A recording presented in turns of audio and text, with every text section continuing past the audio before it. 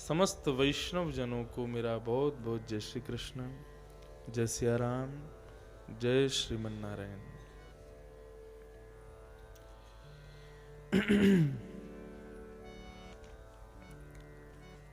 अनंत कृपा ठाकुर जी की हम आप सब लोगों पर परिलक्षित हुई है, जिसके फलस्वरूप हम लोग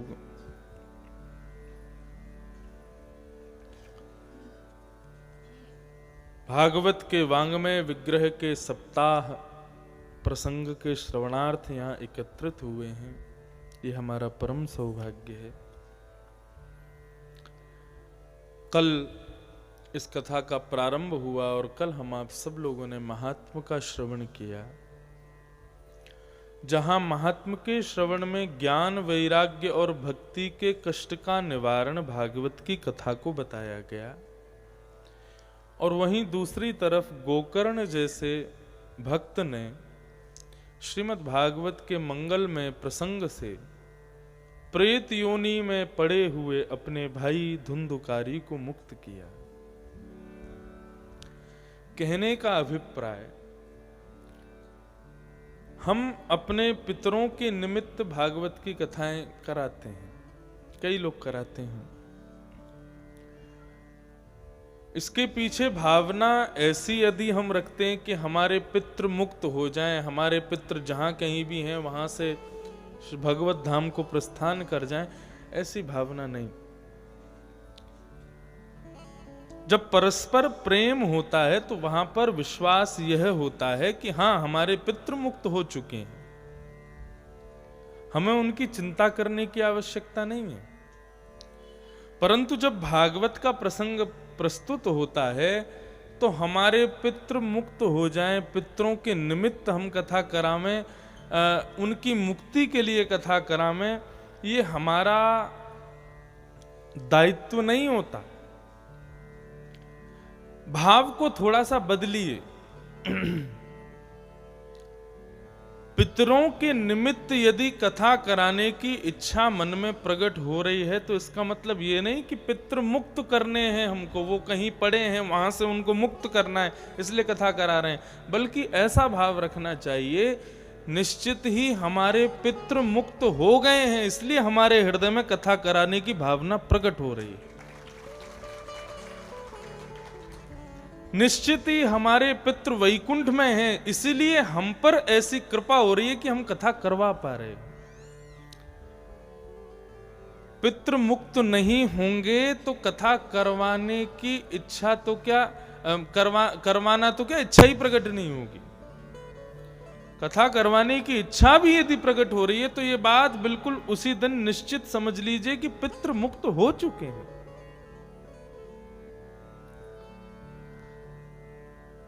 ऐसी भावना। तो इस प्रकार कल श्रीमद् भागवत का महात्म प्रारंभ हुआ। अब बृहद और खूब आनंदमयी चर्चा हम लोग श्रीमद् भागवत के प्रथम स्कंध से प्रारंभ करते हैं। बहुत सावधानी से सब लोग बैठें और अब हम खूब आराम आराम से कथा सुनाएंगे। यदि मन लगेगा कथा में तो समय का पता भी नहीं चलेगा, और यदि मन नहीं लगेगा तो फिर कथा समय पर पूरी हो जाएगी। अब आप लोग समझ जाना, यदि समय पर पूरी हो रही है तो इसका मतलब मन नहीं लगा। और हमारा मन लगाएगा कौन? आप लोग लगाओगे मन। आप लोगों के मुखार बिंद, आप लोगों की मुखाकृति, आप लोगों की सुनने की जो इच्छा है, उससे व्यास की इच्छा होती है कहने की। इसलिए इस प्रकार बैठो कि हमारा मन करता ही रहे बोलने का। बहुत ध्यान से, सावधानी से सब लोग बैठेंगे। श्रीमद् भागवत का प्रथम स्कंद हम लोग प्रारंभ करते हैं। जन्माद्यस्य तोऽन्वयादितरतः चार्थे स्वविज्ञस्वराट् तेने ब्रह्म हृदय आदि कवये मुह्यन्ति यत्सूरयः। तेजो वारि मृदां यथा विनिमयो यत्र तृषगो मृषा धाम्ना स्वेन सदा निरस्तकुहकं सत्यं परम धीमहि।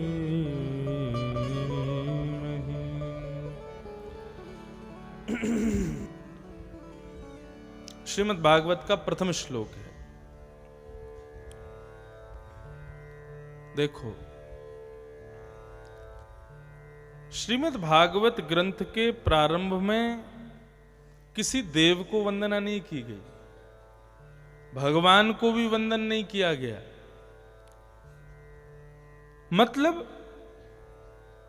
पक्षधर ग्रंथ नहीं है श्रीमद् भागवत। कल मैंने एक उपमा दी थी, और मैंने क्या उपमा दी, श्री तुलसीदास जी महाराज कहते हैं ना,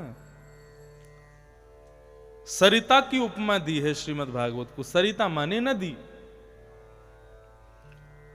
और नदी के स्वभावानुकूल भागवत की कथा का उन्होंने वर्णन किया रामायण में, मानस में।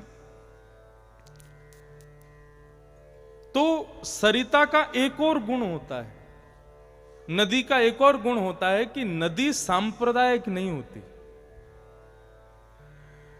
नदी जातिवादी युक्त नहीं होती, वर्ण व्यवस्था नदी नहीं देखती।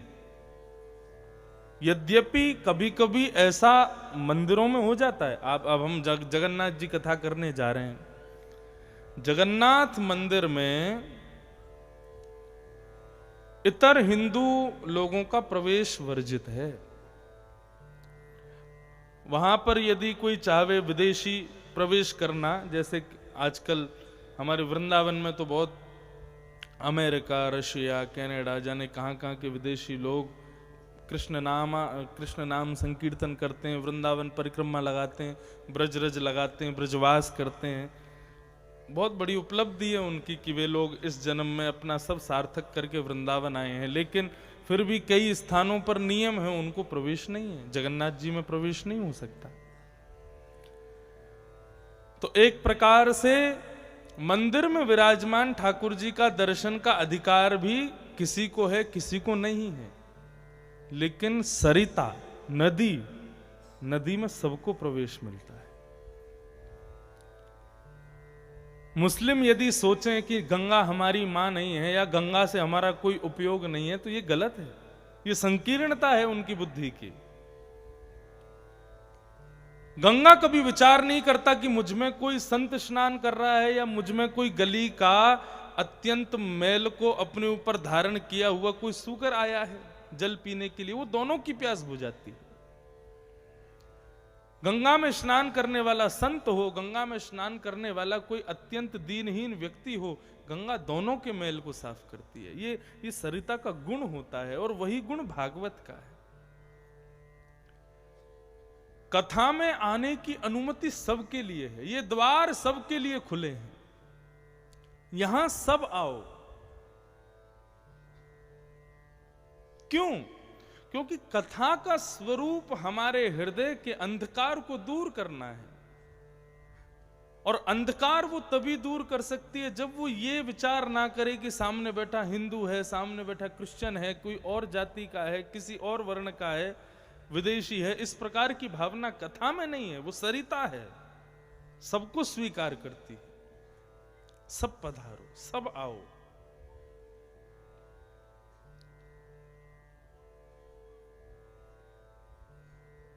भागवत का प्रारंभ किसी देव की वंदना से नहीं हुआ। कोई कहे कि गणेश जी की वंदना है, कोई कहे राम जी की वंदना है, कृष्ण की वंदना है, जगदम्बे की वंदना है। किसी की वंदना नहीं है। किसकी वंदना है? उसकी वंदना है जो सबको स्वीकार है। प्रत्येक मानव को जो स्वीकार है, उसकी वंदना भागवत में है। सत्यम परम धीमहि। हम परम सत्य को वंदन करते हैं।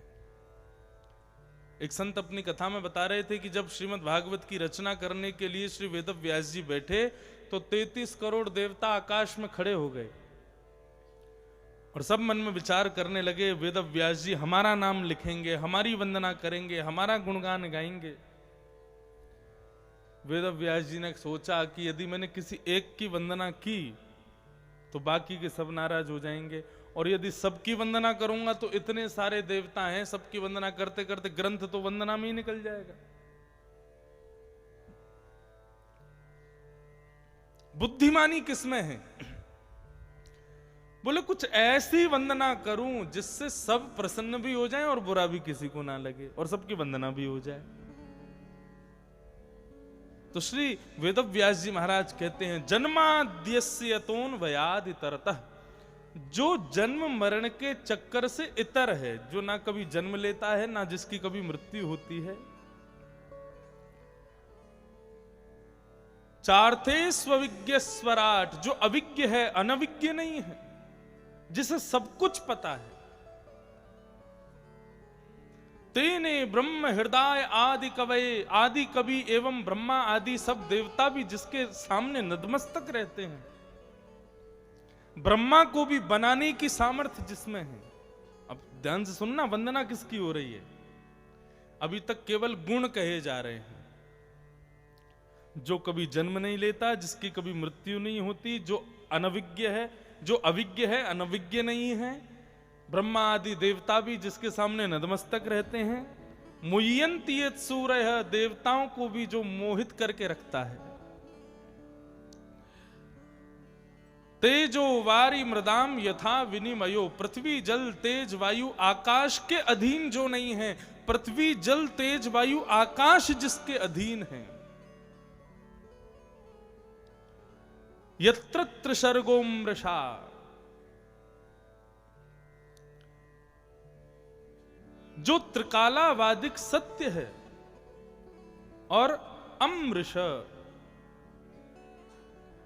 जिसकी लीला देखने में चमत्कार लगती है लेकिन परम सत्य है। ऐसे धामना स्वेन सदा निरस्त कुहकम सत्यम परम धीमहि, ये गुणों से युक्त जो कोई भी है उस परम सत्य को मैं प्रणाम करता हूं। कोई नाम नहीं कहा। अब देवता एक दूसरे का मुंह देख रहे हैं, बोले किसको वंदन किया है? बोले परम सत्य को वंदन किया है। अब गणेश जी यदि नाराज हो जाएं कि मेरी वंदना नहीं है, तो इसका मतलब आप खुद को परम सत्य नहीं मानते। बोले बाबा कहें मेरा नाम नहीं लिखा तो फिर क्या आप परम सत्य नहीं है? दुर्गा मैया कहें मेरा नाम नहीं है तो क्या वे परम सत्य नहीं है? वास्तव में देखा जाए तो परम सत्य जो कोई भी है, जिसको तुम सत्य मानते हो, मैं उसको वंदन करता हूं, मैं सत्य को नमन करता हूं। सत्य का एक स्वभाव होता है कि वो सर्वग्राही होता है, सब लेना चाहते हैं, सब अपने लिए पाना चाहते हैं सत्य को। झूठ को कोई नहीं स्वीकार करना चाहता। सत्य सबके लिए स्वीकार्य है, इसलिए वेदव्यास जी ने सत्य की वंदना की। कई जगह पर लोग भगवान को भी नहीं मानते, कई जगह लोग कोई परम तत्व होता है उसको भी नहीं मानते, लेकिन सत्य को तो वो भी स्वीकार करते हैं। उनके लिए सत्य की वंदना की गई। हमारे हिंदू वैदिक सनातन धर्म में यदि परम तत्व कोई है, भगवत तत्व कोई है, तो वो कोई और नहीं है, सत्य ही परम तत्व है, सत्य ही परमात्मा है, सत्य ही ईश्वर है। उस सत्य को हम वंदन करते हैं, और केवल सत्य को वंदन नहीं किया, परम सत्य को वंदन किया। सत्यम परम धीमहि, परम सत्य को मैं प्रणाम करता हूं। जो भी परम सत्य में है मैं उसको नमन करता हूं। वास्तव में परम सत्य क्या है? भगवान भी परम सत्य नहीं है, परम सत्य भगवान का नाम है, नाम परम सत्य है।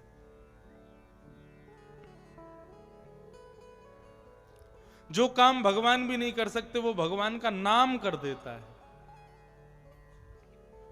ये नाम की महिमा है। भूत पिशाच निकट नहीं आवे, महावीर जब नाम सुनावे। महावीर को प्रकट होने की जरूरत नहीं है भूत पिशाचों को भगाने, केवल नाम भर बोल दो। नाम बोलने मात्र से महाराज भूत पिशाच भाग जाएंगे। कितनी बड़ी महिमा नाम की। नाम ही परम सत्य है। चाहे मीराबाई ने पाया हो, चाहे तुलसीदास ने पाया हो, चाहे सूरदास ने पाया हो, जिसने भी भगवान को पाया वो नाम के आश्रित होकर के पाया। ये नाम भगवान से भी ज्यादा बलवान है, ये नाम भगवान से भी ज्यादा श्रेष्ठ है। ये नाम ही परम कारण है, ये नाम ही परम सत्य है। इसलिए हम उस परम सत्य भगवान के नाम को वंदन करते हैं। सत्यम परम धीमहि, परम सत्य को वंदन किया। देखिए श्रीमद् भागवत के प्रथम श्लोक का प्रारंभ जिस शब्द से होता है वो शब्द क्या है? जन्म। आप लोग 15वीं कथा सुन रहे हैं यहां पे। खंडवा के लोगों को 16वीं कथा जब यहां हो ना तो भागवत का प्रथम श्लोक याद होना चाहिए। कोई वक्ता यहां आवे तो वो कह उठे, जैसे ही वो प्रथम श्लोक गावे भागवत का तो महाराज पूरा पंडाल गूंज रहा है, सब गा रहे हैं, रोम रोम प्रफुल्लित हो जाए उसका। वाह भाई सच में कथा सुनी है इन लोगों ने। प्रयास कीजिए, ये भागवत का प्रथम श्लोक है, इसको स्मरण याद कर लीजिए, इसका गान किया कीजिए। भागवत के श्लोक, श्लोकार्धम श्लोक पादम वा। आप पूरा श्लोक याद नहीं कर सकते, आधा श्लोक याद करो। आधा याद नहीं कर सकते तो एक पद याद कर लो। एक पद बोलने की जितनी महिमा है वो पूर्ण श्लोक बोलने की महिमा के समान है। जैसे कि एक श्लोक है, सच्चिदानंद रूपाय विश्वोत्पत्त्यादि हेतवे तापत्रय विनाशाय श्री कृष्णाय वयम नमः। ये एक श्लोक है। पूरा नहीं बोल सकते तो आधा बोलो, सच्चिदानंद रूपाय विश्वोत्पत्त्यादि हेतवे, बस।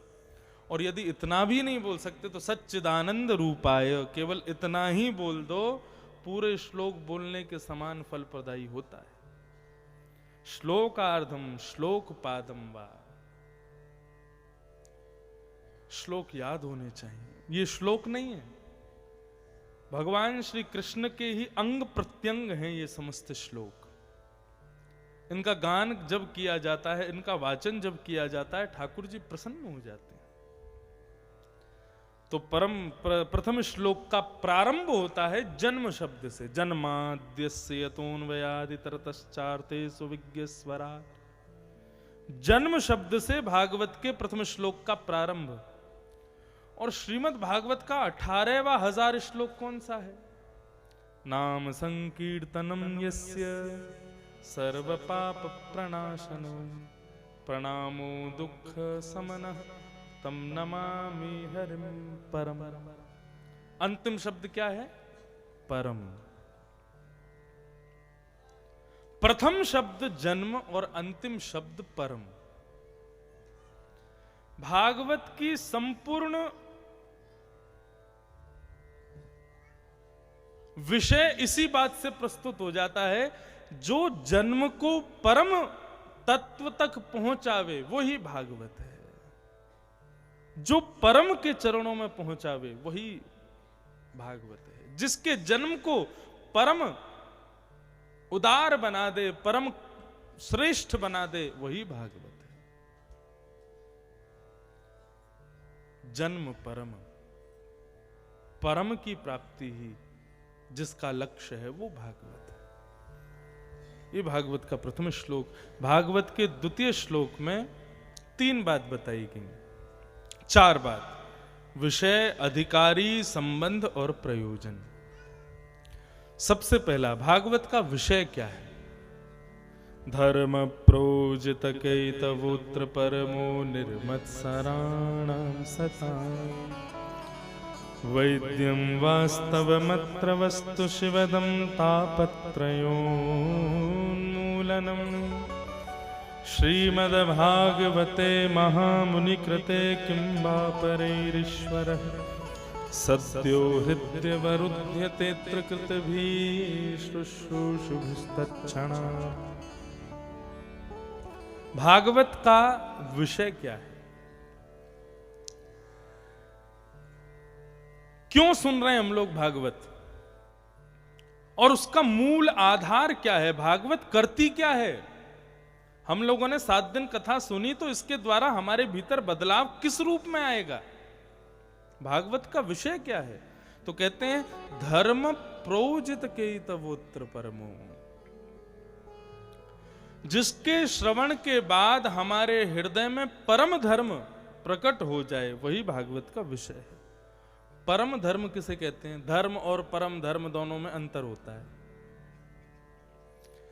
धर्म कहते हैं संसार में रहने के लिए, मान प्रतिष्ठा यश वैभव प्राप्त करने के लिए, 3 समय की समय से रोटी पाने के लिए, अपनी एक वैल्यू बनाने के लिए जो हम कर्म करते हैं उसको हम धर्म कहते हैं। जैसे कि आप सब लोग कथा के अलावा अपना घर चलाने के लिए जो कुछ भी करते हैं वो सब धर्म है, लेकिन नीति से, अनीति से नहीं। मेहनत करके, श्रम करके, परिश्रम करके जो भी आप कर्म करते हैं वो कर्म ही धर्म है। और परम धर्म क्या है? 2 तारीख से लेकर के 8 तारीख तक जनवरी में हर वर्ष जो खंडवा क्षेत्र करता है, ये परम धर्म है। ये धर्म नहीं है, ये परम धर्म। धर्म स्वकल्याण के लिए होता है और परम धर्म आत्मा के कल्याण के लिए होता है। धर्म शरीर के कल्याण के लिए किया जाता है और परम धर्म आत्म कल्याण के लिए किया जाता है। धर्म जीते जी हम क्या करें उसको प्रतिपादित करता है, और परम धर्म मृत्यु के बाद हमारा जीवन कैसा हो उसके लिए प्रतिपादित होता है। तो भागवत आपको धर्म नहीं सिखाती, श्रीमद् भागवत परम धर्म सिखाती है। मानस आपको धर्म सिखाएगी। प्रातः काल उठ के रघुनाथा, मात पिता गुरु ना वही माथा, ये मानस सिखाएगी। बड़े भाई के प्रति कैसा स्नेह होना चाहिए, पत्नी के साथ संबंध कैसा होना चाहिए, माता पिता के प्रति आदर सम्मान कैसा होना चाहिए, यहां तक कि शत्रुता कैसे करनी चाहिए, ये सब कुछ आपको मानस सिखाएगी। आपको रामायण रामचरित्र सिखाएगा। लेकिन श्रीमद् भागवत की कथा जीवन जिए कैसे ये नहीं सिखाएगी, मृत्यु कैसे सार्थक हो ये सिखाती है। हमारा अंत भला कैसे हो ये भागवत सिखाती है। अंत श्रेष्ठ कैसे हो ये भागवत से सीखें। इसलिए यहां पर लिखा धर्म प्रोजित केतवोत्र परमो, परम धर्म सिखाती है भागवत की कथा। दूसरी बात, ये तो था विषय। अब भागवत का अधिकारी कौन है? कथा सुनने तो हजारों लोग आ जाते हैं, लेकिन वास्तव में भागवत सुनने का अधिकार किसको है? जिस व्यक्ति के हृदय में निर्मत्सरता है उसको भागवत का अधिकार है। निर्मत्सराणाम सताम। निर्मत्सरता किसे कहते हैं?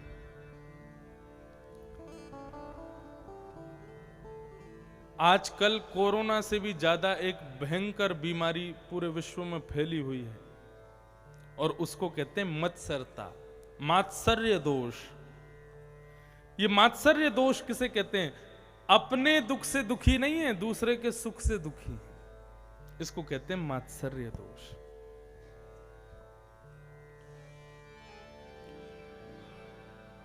ये मात्सर्य दोष जिस व्यक्ति के भीतर है, माफ कीजिए, उसको कथा सुनने का अधिकार नहीं है। आप कहोगे कथा के द्वार तो सबके लिए खुले। अभी तो आपने कहा कि भाई सरिता है, यहां तो सब आ सकते हैं, और कोई मात्सर्य युक्त व्यक्ति भी यहां पर आकर के बैठ जाए तो उसको कैसे रोकोगे और पहचानोगे कैसे कि उसके अंदर मात्सर्यता है? वो काम हमारा नहीं है। हमारा काम तो द्वार खोलना है। अंदर आकर के अब सरिता में जाकर के स्वयं के पापों को धोना और स्वयं के कपड़ों को धोना, दोनों में अंतर है ना। मूर्ख व्यक्ति कपड़े धोएगा और बुद्धिमान व्यक्ति स्वयं को धोएगा।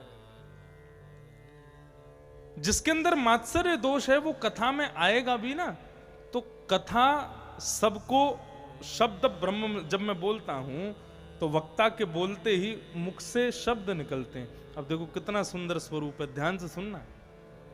ये जो शब्द हम कथा में बोलते हैं, ये शब्द क्या हैं? इन शब्दों को कहा जाता है शाम वेद। ये शाम वेद है। ये जो हम गा बजा करके सुंदर श्लोकों का गायन कर करके जो हम कथा का गान करते हैं, ये शब्द ब्रह्म ही शाम वेद है। 4 वेद हैं, ऋग्वेद, यजुर्वेद, सामवेद, अथर्ववेद। तो शाम वेद ही है ये सुंदर सुंदर राग रागनियां, सुंदर सुंदर अलाप, ये सुंदर सुंदर धुन, ये सब सामवेद युक्त कथा हो रही है। और सामवेद का जन्म कहां से होता है?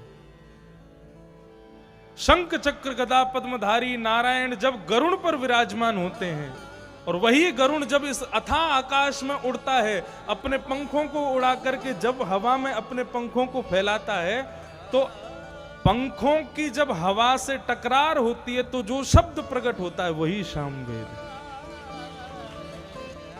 तो जब कथा गाई जाती है, जब कथा सुनाई जाती है, तो वक्ता के मुख से सामवेद प्रकट हो रहा है। और वही सामवेद किस रूप में प्रकट होता है? बोले वक्ता के मुख से निकले हुए शब्द कुछ और नहीं है, साक्षात शंख चक्र गदा पद्मधारी नारायण गरुड़ पर विराजमान होकर के वक्ता के मुख से निकलते हैं। अब निकले हैं तो सामने बैठे हुए श्रोताओं को देखते हैं। जिसके हृदय में निर्मत्सरता होगी, उसके कर्ण रंध्र से जाकर के हृदय में विराजमान हो जाते हैं। जिसमें मात्सर्य होता है, उसके भीतर गरुड़ जी प्रवेश नहीं करते। तो निर्मत्सराणाम सताम, निर्मत्सराणाम सताम, इसको कहते हैं निर्मत्सरता। तो भागवत का अधिकारी कौन है?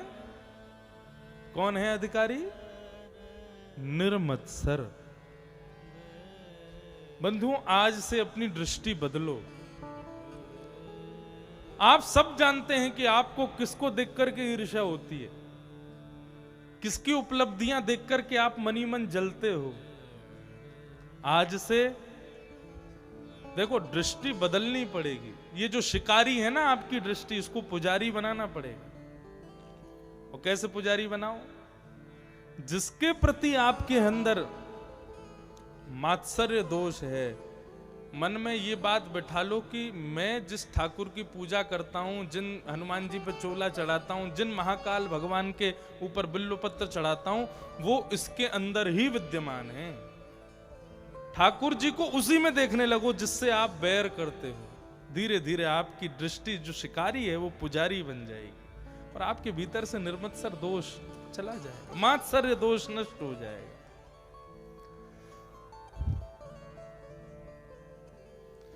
भागवत सुनने की दूसरी उपलब्धि क्या है?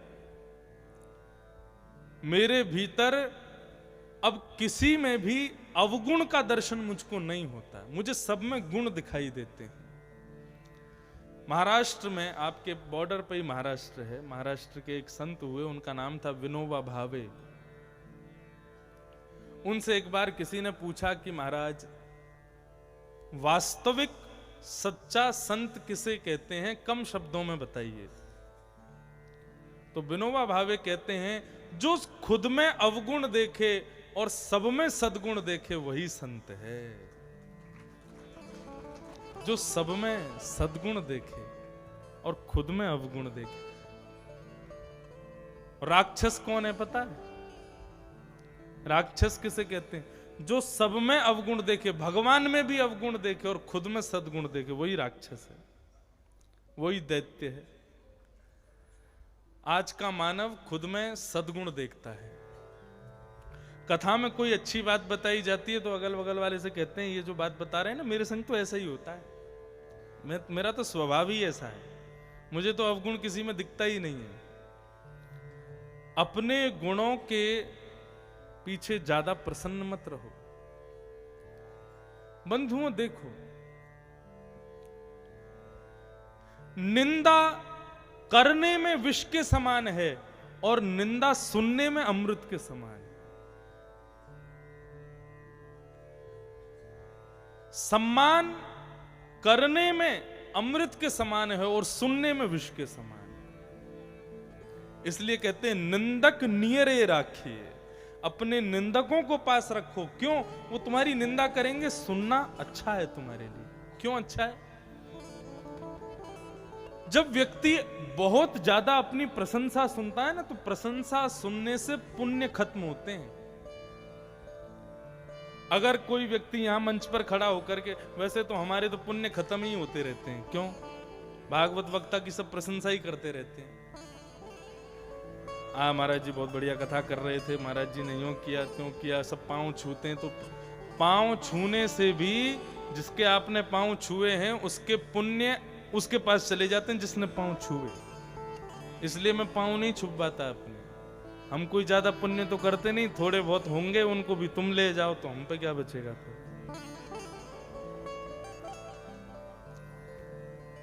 इसलिए दूर से ही प्रणाम बहुत है।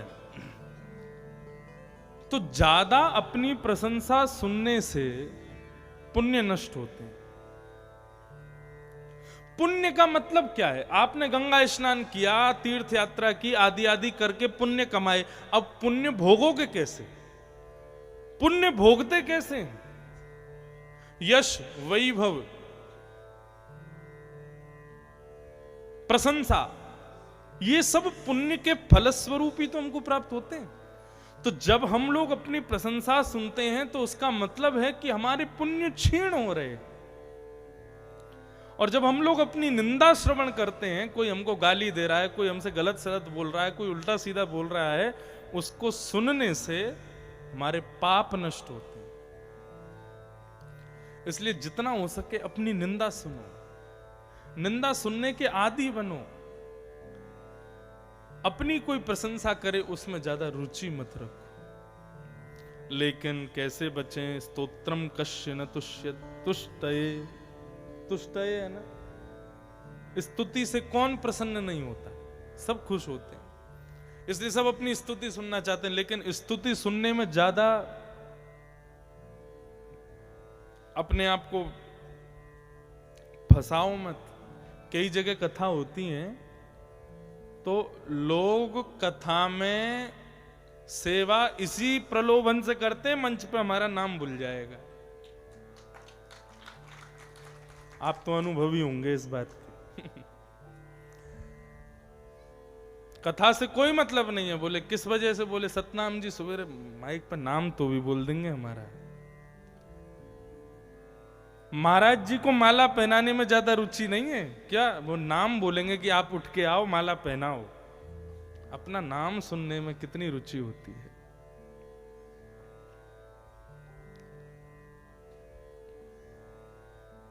नाम का ही खेल है सब, इसमें ज्यादा रुचि मत रखो। हम लोग जिनके द्वारा रचित राष्ट्रगान रोज गाते हैं कथा प्रारंभ करने से पूर्व, श्री रविंद्रनाथ टैगोर, उनका कभी जीवन चरित्र देखो कैसे थे वे। नेशनल अवार्ड मिला, कितने बड़े बड़े उनको पुरस्कार मिले। उनका जो पड़ोसी था वो उनसे बहुत बहुत ईर्ष्या करता था। वो करेगा ही भैया, जिसके पड़ोसी इतना बड़ा आदमी हो तो उसका पड़ोसी कैसे। 3 प कभी ज्यादा प्रसन्न नहीं रह सकते। 3 प कौन कौन? पड़ोसी, दूसरा पैतृक भाई बंधु मतलब चाचा ताऊ के बच्चे, और तीसरा पत्नी। ये जल्दी खुश नहीं होते, इनको बहुत समय लगता है प्रसन्न होने में। तो रविंद्रनाथ टैगोर जी का जो पड़ोसी था वो उसको प्रसन्नता नहीं होती थी। बोले कुछ करता धरता है नहीं है, और इसको देखो कितने बड़े बड़े सम्मान मिलते हैं, कितने बड़े बड़े वो चीज मिलती है, और जाने क्या क्या, इस प्रकार की भावना। अब महाराज इतना बड़ा अवार्ड मिला रविंद्रनाथ टैगोर को, बड़े बड़े दुनिया भर के लोग उनके घर आते थे उनको बधाई देने के लिए, लेकिन उनका पड़ोसी नहीं गया जो कि बिल्कुल बगल में ही रहता था। एक दिन रविंद्रनाथ टैगोर मन में विचार करने लगे कि भाई सब आए, मेरा पड़ोसी नहीं आया। तो रविंद्रनाथ टैगोर अपना वो अवार्ड लेके पड़ोसी के घर गए खुद चल के, और गए तो उसने जैसे ही गेट खोला महाराज, टैगोर जी ने उसको अपने हृदय से लगा लिया और हृदय से लगा करके बोले, भैया मैं रोज सुबह घर से निकलता हूं तब तुम्हारे द्वार को देखता हूं, जब भी घर आता हूं तो तुम्हारे द्वार का दर्शन करता हूं, मेरे दिन की शुरुआत तुमको देख के होती है, रात मेरी तुमको देख के सोता हूं, तुम्हारे देखने का इतना बड़ा सद्गुण हुआ, इतना बड़ा शुभ काम हुआ मेरे साथ, देखो आज मैं इतना बड़ा आदमी बन गया, ये तुम्हारी देन है बस। तो रविन्द्रनाथ टैगोर की उस बात को सुनकर के महाराज पड़ोसी के नेत्र सजल हो गए। कहा मैं इनसे इतनी ईर्ष्या करता था, ये मेरे प्रति इतनी अच्छी भावना रखते हैं।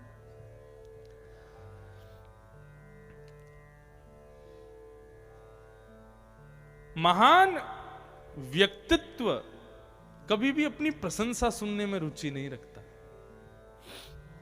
तो भागवत का अधिकारी कौन है? जिसके अंदर निर्मत्सरता है, जिसके अंदर मात्सर्य दोष नहीं है, जो सबका भला चाहता है। तेरा मंगल मेरा मंगल सबका मंगल हो रे।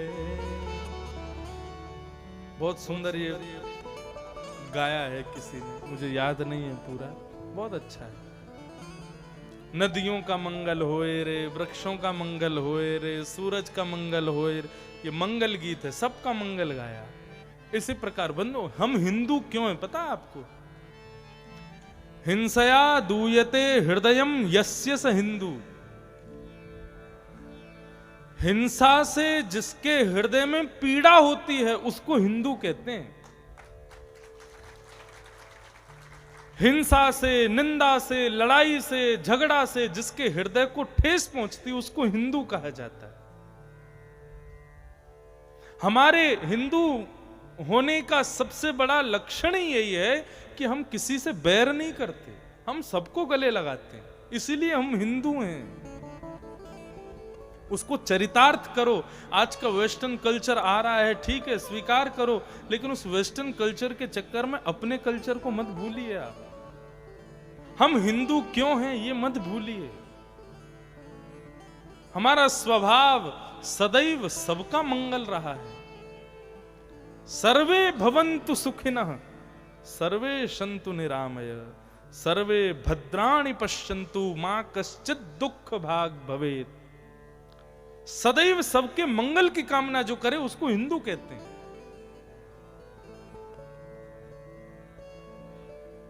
तो मात्सर्य दोष को निकालिए, निर्मत्सर बनिए, तब कथा आपको स्वीकार करेगी। देखो बंधुओं, मंदिर में आप दर्शन करने जाते हो, हजारों लोग मंदिर में जाते हैं, मैं कथा में कहा करता हूं, हजारों लोग मंदिर में दर्शन करने जाते हैं, सब ठाकुर जी को देखते हैं, लेकिन विशेषता यह है ठाकुर जी किसको देखते हैं वहां पे खड़े होकर। यहां पर इतने सारे लोग बैठे हैं कथा सुनने के लिए, कथा सुन तो सब रहे हैं, लेकिन कथा किसको सुना रही है, किसको स्वीकार कर रही है, ये बड़ी बात है।